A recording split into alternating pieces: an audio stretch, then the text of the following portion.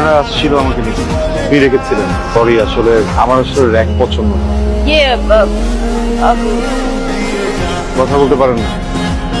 Sorry sorry, আমি sign language পারি না। আপনারা পারেন সাইন ল্যাঙ্গুয়েজ? আমি তাহলে সমস্যা কি তোরা?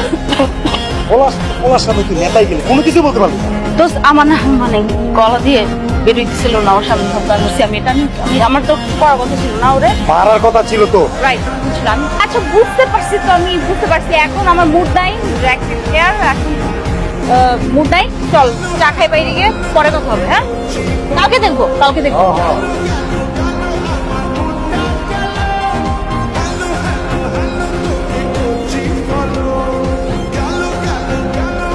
বলেন। আমি